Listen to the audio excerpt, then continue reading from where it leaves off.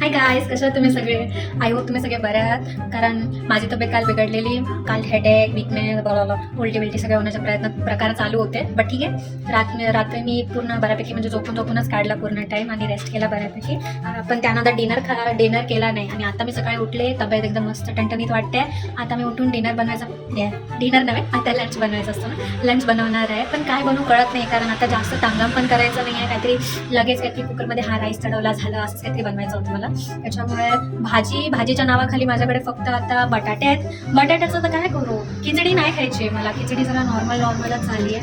त्याच्यामुळे असं अंड्याचा राईस वगैरे असं बनवण्याचा प्रयत्न करेन असं म्हणते. बघ, अंडा तोपर्यंत उकळत ठेवलं आहे. मला ना एग राईस बऱ्यापैकी बनवता येत नाही, पण मी आता ट्राय करेन. म्हणजे मी ना बाहेरून जसं एग राईस खाते ना तसा बनवता येत नाही मला. बट मी आता ट्राय करणार आहे, कारण ते लोकांना मी बघितलंय एक बॉइल्ड एग सेपरेट टाकतात आणि दुसरं नॉर्मल एग पण सेपरेट टाकतात. तर मग तसं मी बनवण्याचा प्रयत्न करेन. आणि विल सी. आज ना माझ्याकडे काही कंटेंट नव्हतं, म्हणजे कंटेंट युजली पण नसतंच माझ्याकडे. बट स्टील म्हटलं आज काहीतरी ना वेगळं काहीतरी ब्लॉग टाईप काहीतरी बनवूया काय. कारण अरे बापरे, अंडा फुटलं की काय? फुटलेलं होतं अंडा. शेट, हेच माझं नशीब आहे. मी बघताय ना अंडा फुटलेलं आहे की फुटलं काय झालंय. मी जस्ट ठेवलेलं 5 मिनिटं अगोदर.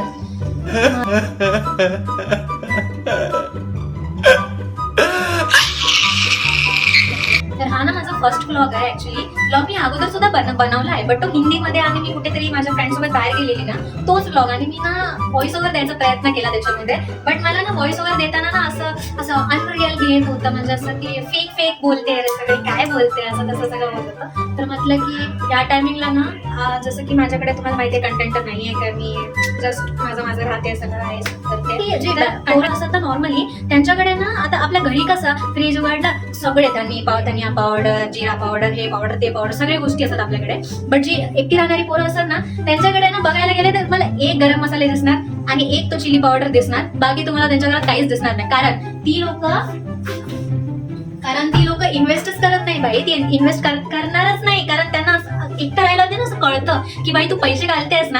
आता तू नॉर्मल जर मसाला पण घ्यायला गेलेस ना, 80 रुपये 100 ग्रॅम, 90 रुपये 100 ग्रॅम, धनिया पावडर एवढे ग्राम. आसमा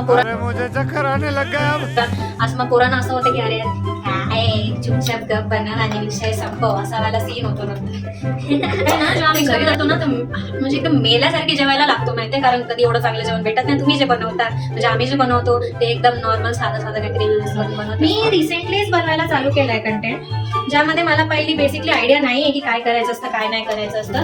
बट स्टील सुरुवात माझी ना, मी इतका आधी प्रोकास्टिनेटर आहे ना की माझ्याकडून कोणतीच गोष्ट रेग्युलर रुटीन मध्ये बनणार नाही. मी मुश्किलीने काही 15-20 दिवस नाटक करणार, पोस्ट बिस करेन, हे ते आणि नंतर मग मी विसरून जाते. बट ही गोष्ट मी 2-3 वेळा केली होती. दोन्ही वेळेला मी ते दोन्ही अकाउंट माझे आता असेच पडून राहिलेले आहेत. मी त्याच्यामध्ये काहीच केलं नाही, फक्त त्याचा कंटेंटचा टॉपिक वेगळा होता. हा टॉपिक वेगळा आहे, म्हणजे हे नॉर्मल ब्लॉग सारखंच करणार आहे किंवा शॉर्ट्स कधी असे तसे अपलोड करेन. तो थोडा वेगळा होता. त्याच्यामध्ये मी काय ट्राय केलं, मी बघितलेले व्हिडिओ खूप सारे की मेशो रिसेलिंग नाही म्हणू शकत, काय म्हणतात त्याला, मेशोचे आपण ॲफिलिएट लिंक्स वगैरे म्हणतात ना, ते सगळे ऍड करतो त्याच्यामध्ये. तर हे सगळं ऍड करून लोक त्या लिंकवरून परचेस करतात ना, तेव्हा तुम्हाला त्याचा फायदा भेटतो. म्हणजे तुम्हाला त्यातलं कमिशन भेटतं. मी असे खूप सारे रील्स बघितले ज्याच्यामध्ये कमिशन वगैरे भेटतं. म्हणून मी म्हटलं आपण सुद्धा एक ओपन करूया ना, काय माहिती पुढे जाऊन थोडे दिवस कन्सिस्टंट राहूया, काय माहिती सबस्क्रायबर येतील, सगळं होईल आणि भेटतील बाबा तुला पण कमिशन, पैसे येतील तुझ्याकडे सुद्धा.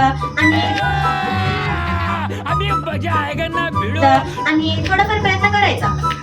बट तिथे माझा मेन प्रॉब्लेम काय सुरू झाला की मुलं जी कपडे घालून दाखवतात ना, ते कपडे येतात कुठून.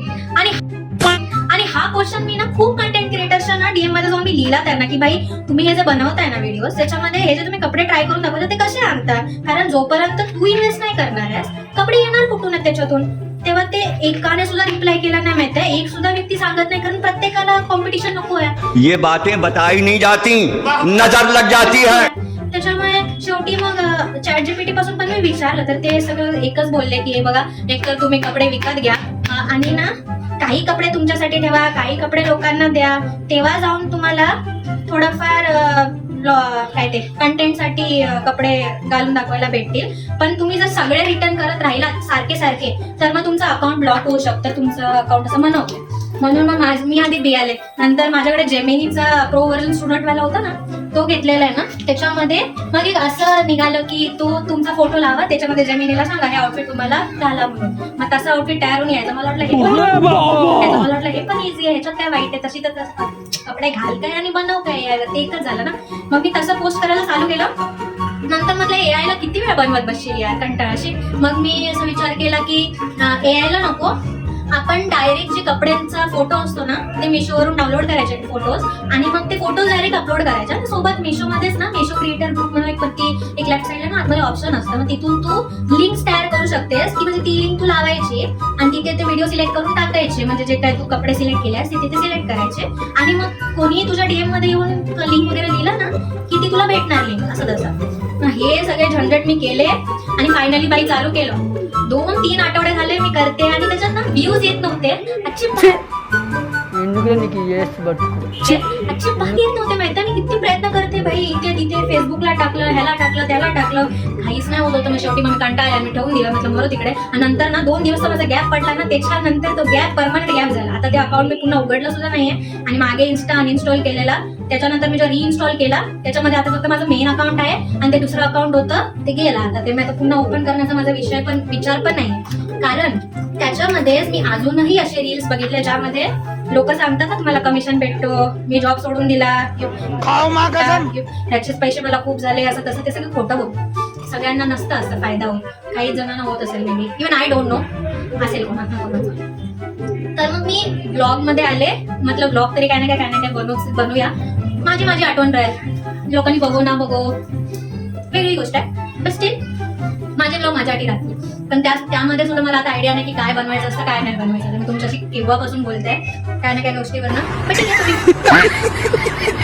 आहे थोडीफार माझी माहिती दिली. माहिती म्हणजे मी काय करणार होते ते सांगितलं. मी त्याच्यामध्ये करते एक्स्ट्रा पाणी ठेवायचं, आणि नंतर त्यांना उकळू द्यायचं. 90% बॉईल झाले की पाणी सगळं ड्रेन करायचं. आणि जे तांदूळ नंतर राहतात ना इतके मस्त एकदम सॉर्टेड, एकदम मस्त राहतात. म्हणजे इन शॉर्ट की मला जेव्हा प्रेशर कुकर मध्ये करायचं असतं ना, नेहमी ना त्याची खिचडी होऊन जाते, तर जास्त पाणी होणार नाही तर कमी पाणी होणार, काहीतरी एक होतं. त्याच्यामुळे मी कंटाळली त्या गोष्टीला. आणि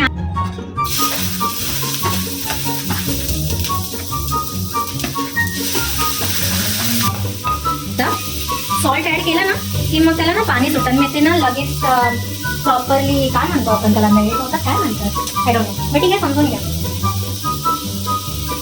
नंतर आपण घालू त्यामध्ये जिंजर पेस्ट युजली ना घरी बनवलेली चांगली असते. मार्केटच्या जिंजर पेस्ट मध्ये ना एवढी टेस्ट नाही भेटणार तुम्हाला.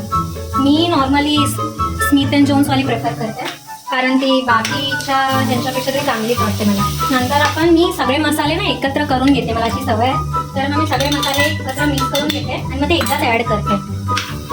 आणि थोडंसं आपण पाणी घालू, कारण याकडे मसाल्यामध्ये चिपकणार, खाली चिकटणार.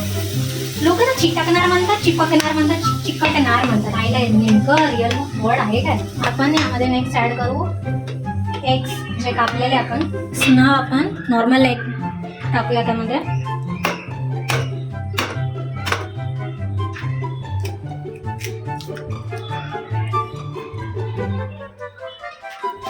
आता आपण राईस ऍड करूया.